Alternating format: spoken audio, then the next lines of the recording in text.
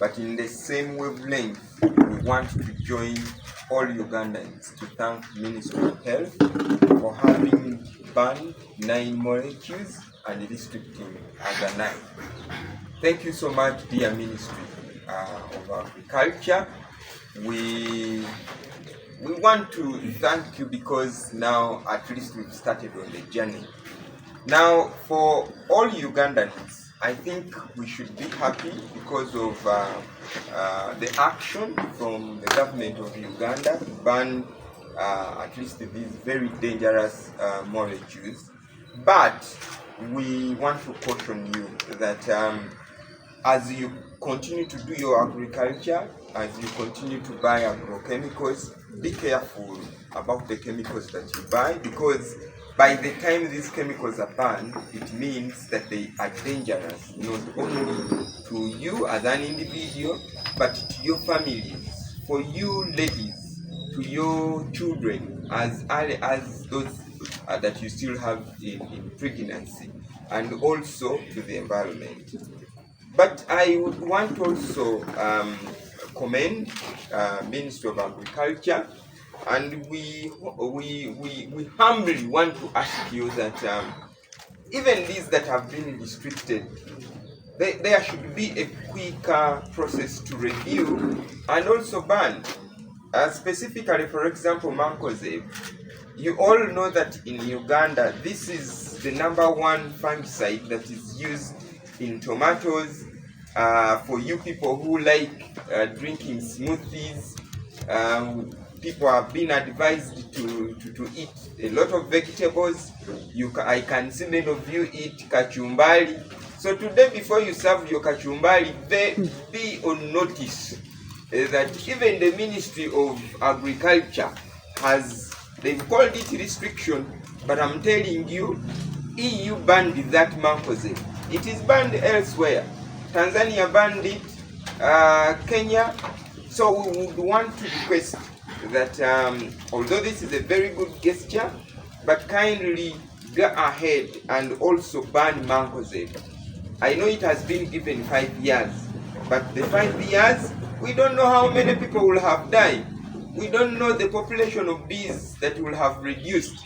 We don't know how many people will have suffered maybe hormonal imbalances. We don't know how many men will have become infertile.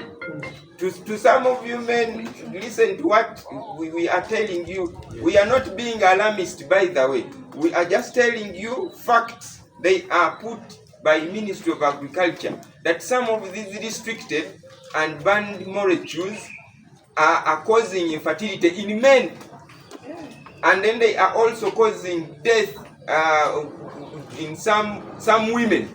So we need to encourage Ugandans to make sure that you don't buy. If you find tomatoes and they have these sprayed chemicals, please don't buy them. We want to encourage vendors in the markets.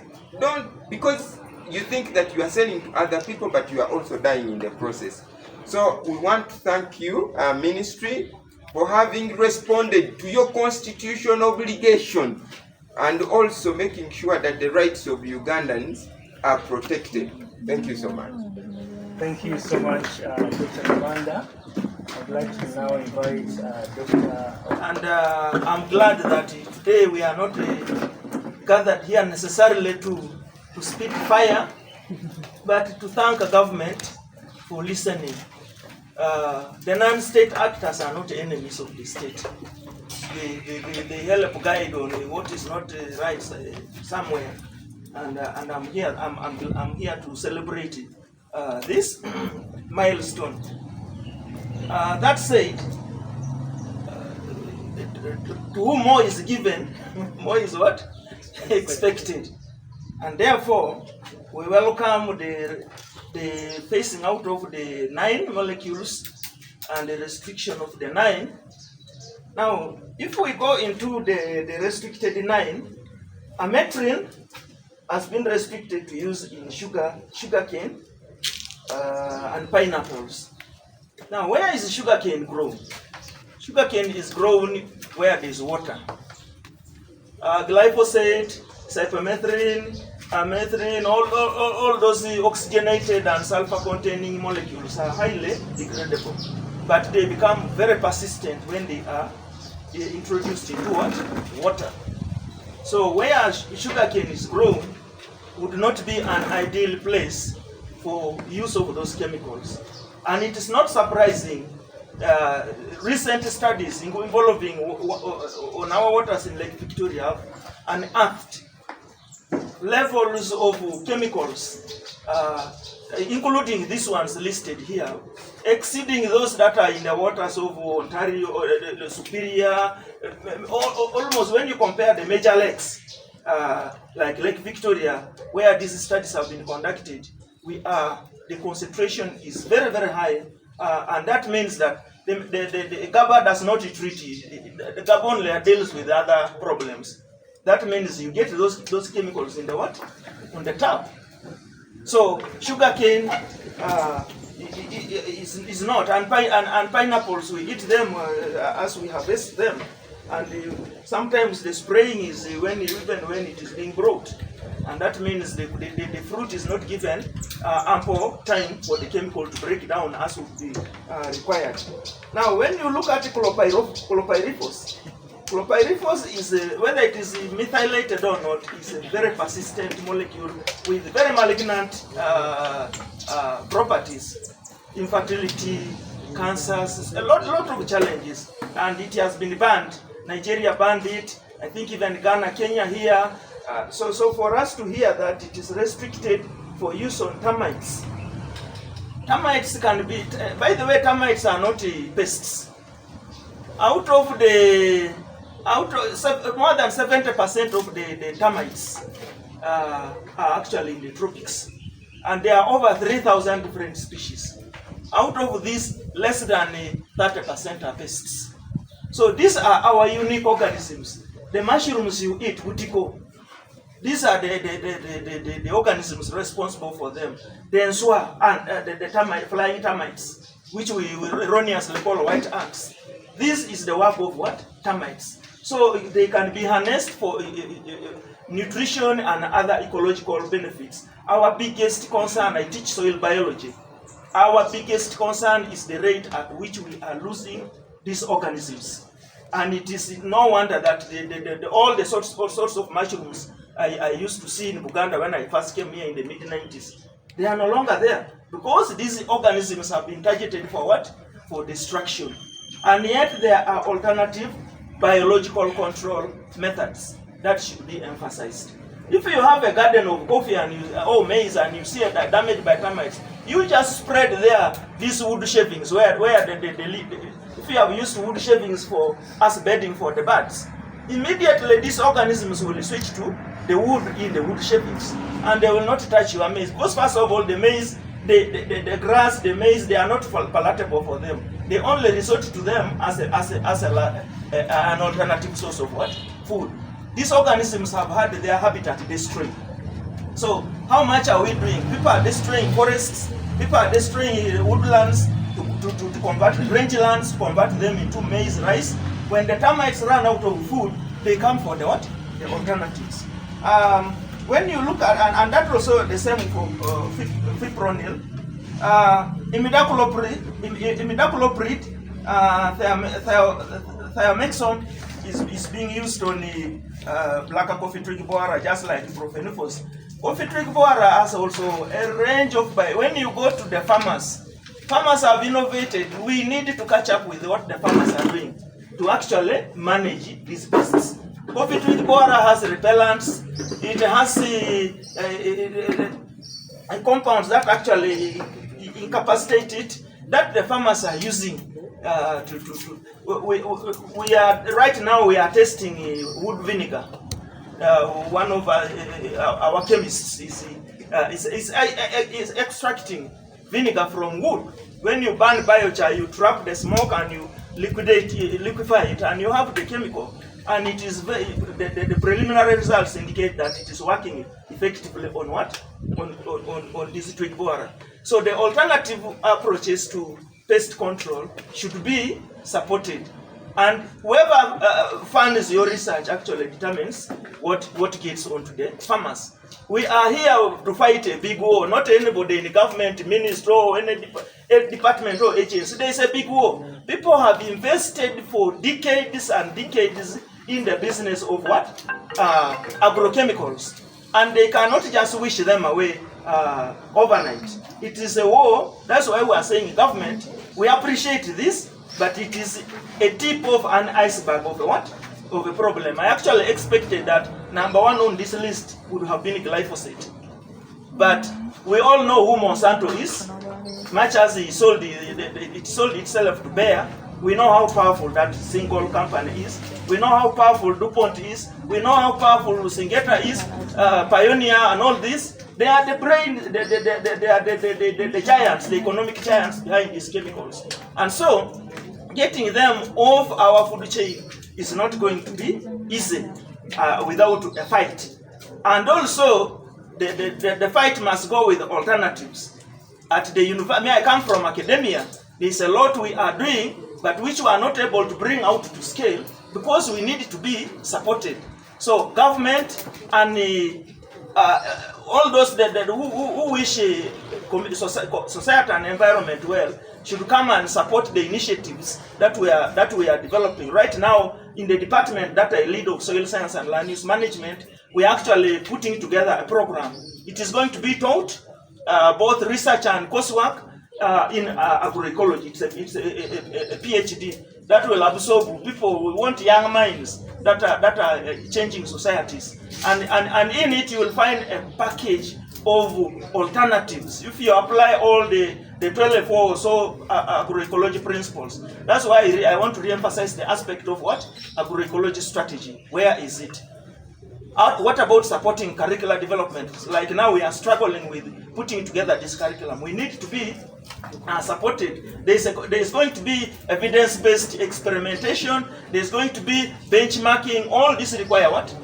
Resources to propel agroecology as a viable alternative to the industrial-led agriculture. Industrial-led agriculture came from an ideology of imperialists. And in imperialism, there is a monarch. So the rest have to pay attention and tribute to that monarch. What the monarch says is what so monoculture is their thinking. And the farming is being shifted to monoculture. Fall armyworm has a lot of alternatives. You have heard about push-pull technologies. When I grew up in Tessa, I never knew about fall armyworm because gardens were separated by napier grass. Napier grass, which is also called elephant grass, is a very powerful refugee crop for this caterpillar moth. At that stage, it goes and takes shelter in the what? In the napier grass. By the time it is maturing as a moth, the maize is ready for pollination, and it is coming not as a pest but as a what? A pollinator. So there is a range of, if we apply all the 4 pillars of agroecology as a set of practices alone, you will see the alternatives. And that is what scares the multinational giants behind this. Because the moment the communities realize this, then they run out of what? Business. African Union has already embraced agroecology as a practice that works for the farmers, that works for society as an alternative to industrial farming. And we need to embrace it.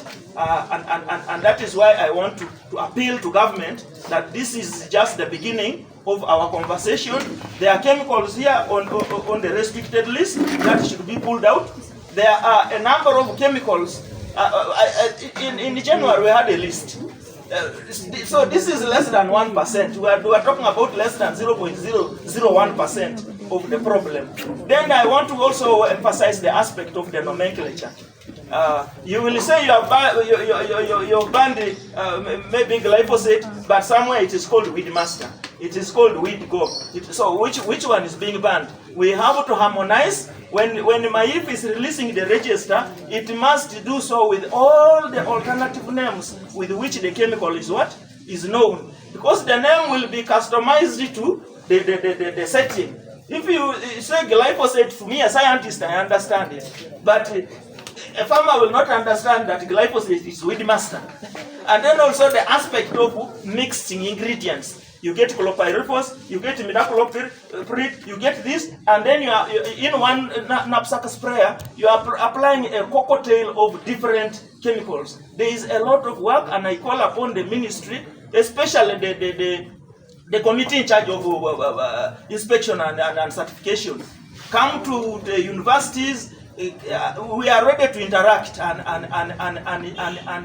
share, and also UNBS and other agencies, so that together we can come up with a strategy that actually works for the market, that works for our communities, that works for our environment, under the One Health approach. I thank you so much for listening to me. Thank you so much, Dr. Oluko. I'm also the head of programs at the Global Consumer Center, Consent.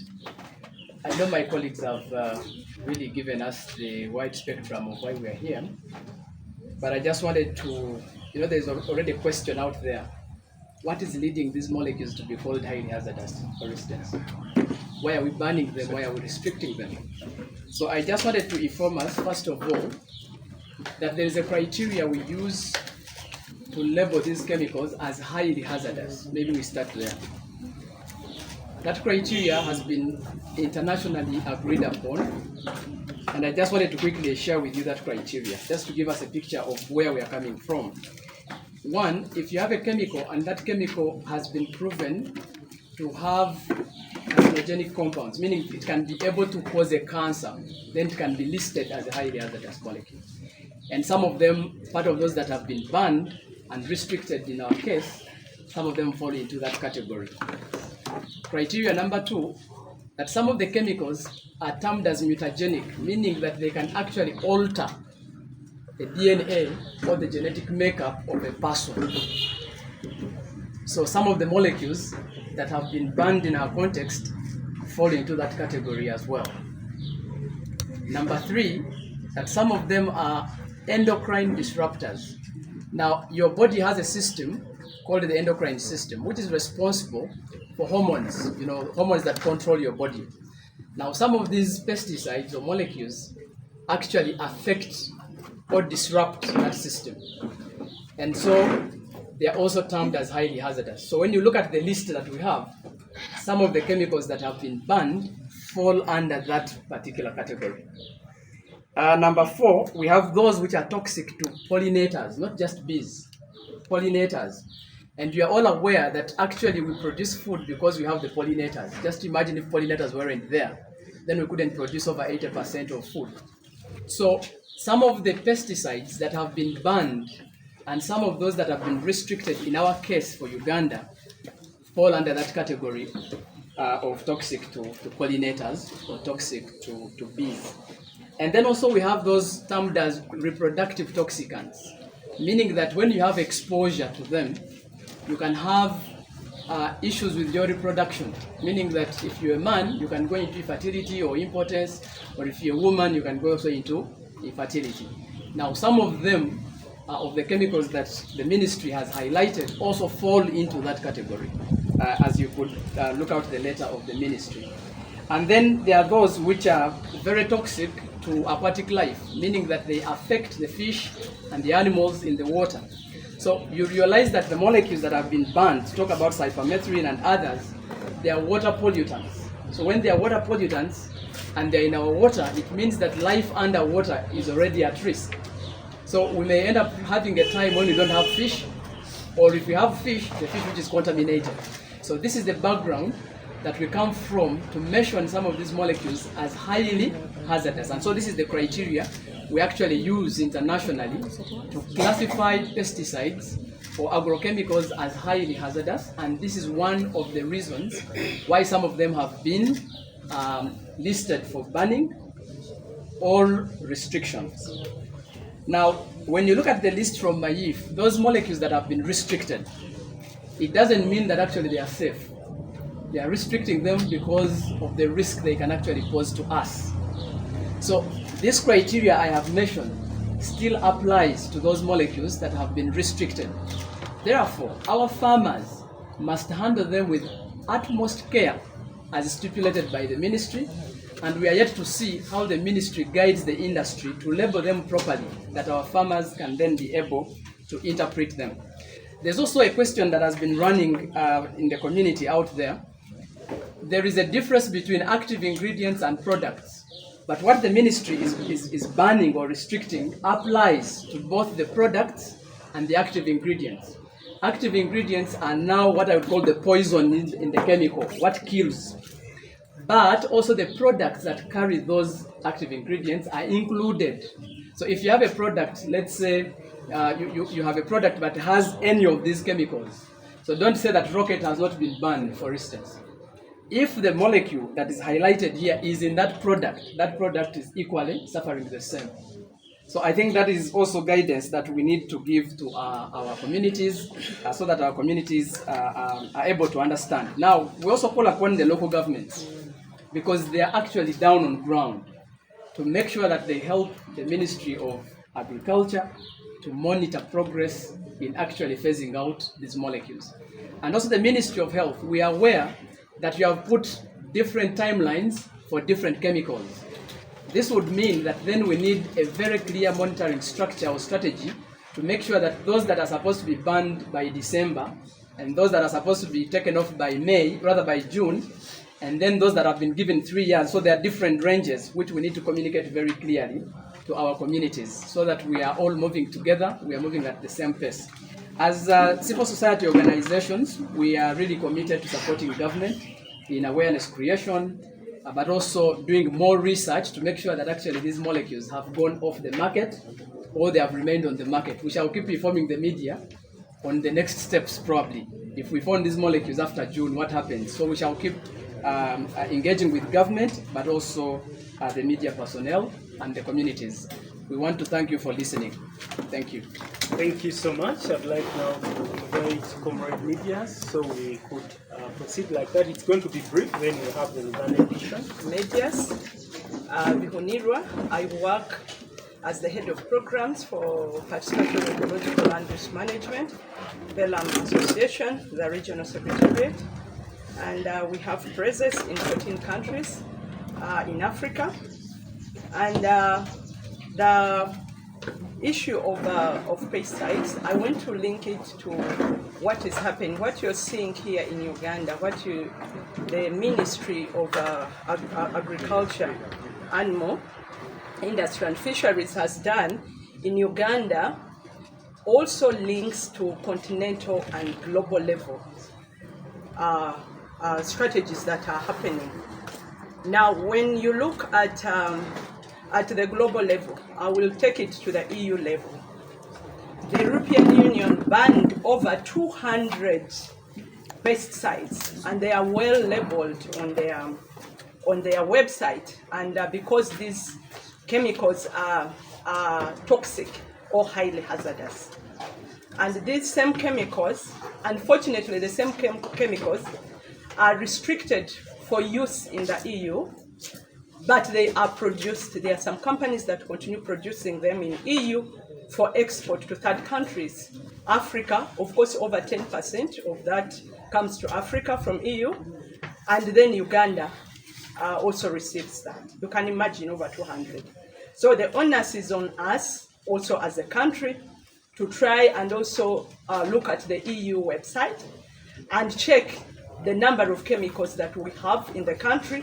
You just have to go to that website and type in the name of the chemical, and they will be able to give you all the information, why it was banned, what are what Bernard has talked about, why these chemicals were banned.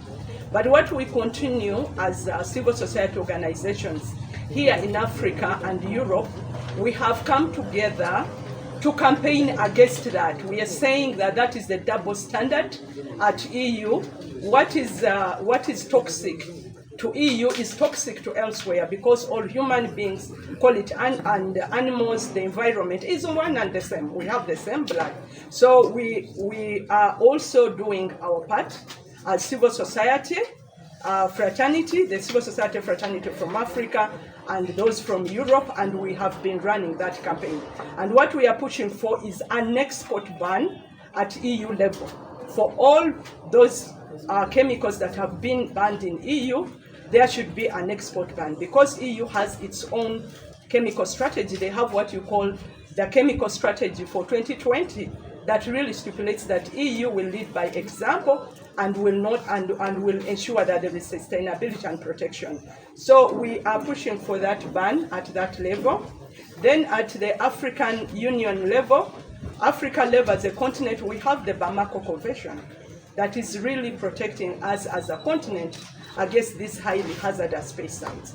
So we want to look at what Uganda, Kenya, Tanzania, and other countries are doing. You know that we have porous borders.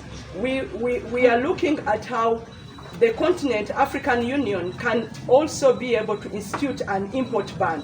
Because we have porous borders, something will be banned here in Uganda, it will find its way in Kenya. You understand that? So as a continent, we must be able to protect our people, we must be able to protect our environment, and also be able to invest in the agroecological alternatives. And we have the capacity as a continent, because we are losing a lot of money by subsidizing these chemicals, yet we can be able to look at the alternatives that are there, can be upscaled and ensure inclusive and safe food for our people, and also environmental health. We have been running a campaign, intercontinental campaign against these highly hazardous or toxic pesticides as civil society from Africa and Europe. And we have been able to collect 18,884 signatures across the world. And all of them are they've been able to sign. And 143 organizations across the world have signed this petition.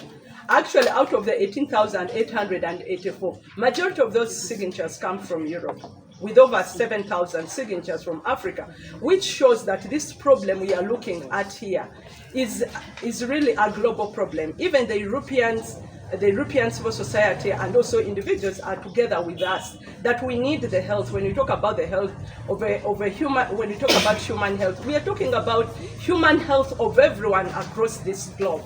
When we are talking about environmental health, we are talking about environmental health for everyone across the world, because we are one people. What is toxic elsewhere in those countries, whatever is produced in those countries must be banned, and then we have to protect ourselves. So I think we have a big role to do, that we have to look at multi-level kind of interventions, the country level interventions. Of course, we commend the Ministry of Agriculture, Animal Industry and Fisheries, MAIF in Uganda, for taking that step and following Kenya and Tanzania. And we are calling for more of the member states of AU to do the same, but also at AU level to institute an import ban on these chemicals. And I think that we will continue to pursue as the civil society organizations in Africa, together with those civil society organizations in Europe.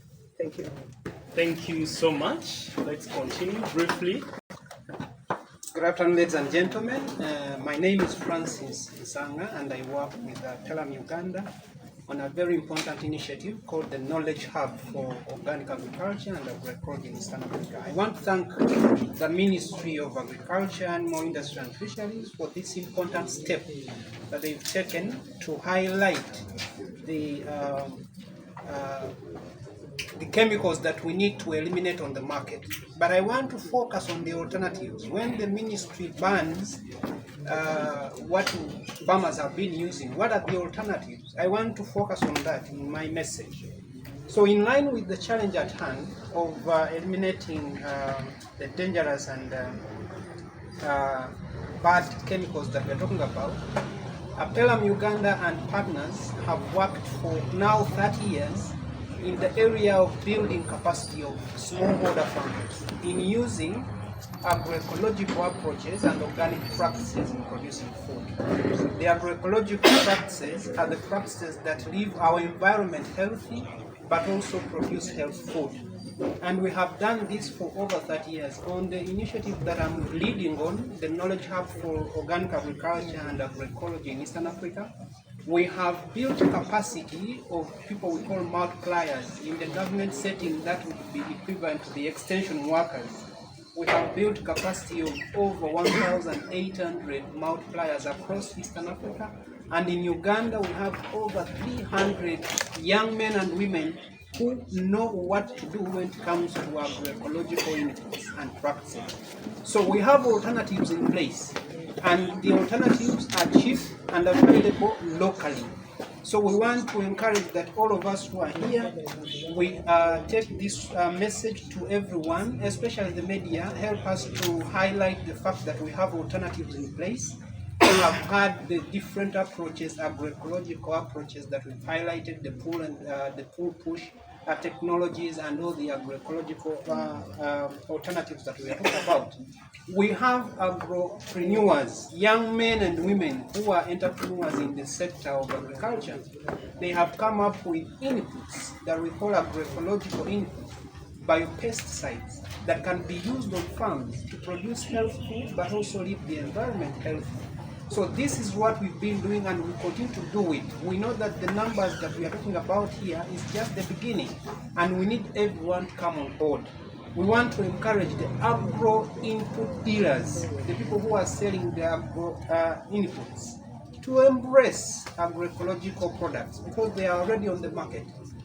We have a number of products right now that are organic and certified on the market, and there are many more that are coming. And even those that have not been certified, we encourage the government, especially through the Ministry of Agriculture, to support such initiatives and have such products listed and certified. And we also want to encourage all of us who are here, because we all eat food, to be aware that we need to eat healthy food. We have been running a campaign called Know What You Eat since 2022. And this campaign has been run by majorly civil society actors. And we want to encourage all of us who eat food to know what we eat. Pay attention to where the food is coming from. Pay attention to who is producing it. Pay attention to what has been used. Because it starts with your interest in knowing how that food is produced. That will help everybody else. And this campaign is still going on. When you go online, you'll find it, and there are many facts around why you should eat healthy food. Of course, it is obvious, but if you want the details to know why you should and encourage others, these materials are already available online. And we still work with civil society organizations. Pelham Uganda is a network of over 70 civil society organizations across the country. And we are approaching 4 million farmers through these organizations. We serve farmers through these organizations, and our work is to build their capacity to be able to use alternative agriculture production practices. So I want to thank you very much and encourage all of us to embrace the use of agroecological inputs because they are available, but also to encourage, most importantly, the dealers, the agro input dealers, to embrace organic and agroecological products because they are available. Thank you very much, and we wish you the very best of this campaign. Thank you so much. Good afternoon, ladies and gentlemen. My name is David Omi. I work with this Southern Africa Small Scale Farmers Forum, SAFE Uganda. And I want to say that this is a very big step to the protection of our small scale farmers in communities. But also I want to allude that these chemicals that are banned are still in the communities. They are still in our agrochemical shops there. So who is liable for the effects that it will cause on our farmers? So after the period that it has been given, we need to see who is going to take responsibility for the impact or the effects that it's going to cause in the community. We also need to cause awareness on this ban, because in the communities there, most of the small-scale farmers are not aware. So we need to reach the community. We need to develop IEC materials translated in the languages that they can understand to ensure that they are safe and they are producing sustainably. Thank you so much. Thank you so much.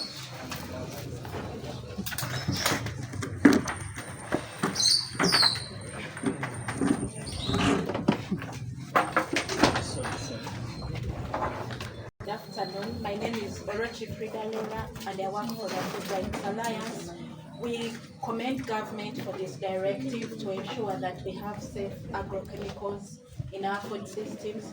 But as civil society, would like to appeal to government for constructive dialogue between all the actors across the value chain, because you realize that if we do not have dialogue, we are going to face challenges during the implementation of this directive, because there are very many actors involved, from the farmers, from the traders, from the importers. So there is need to demystify this information so that it is understood by the farmers. At the same time, there is need for constructive dialogue with the private sector, especially the importers, because we know they are continuing to import this chemical. So what is the way forward for them? This dialogue needs to be had with them. Even the academia, the research institutions, can they be brought on board to present alternatives to this ban, so that we do not see things coming to a standstill. As civil society, we are committed to supporting and working with government to ensure the successful implementation of this directive. Thank you so much.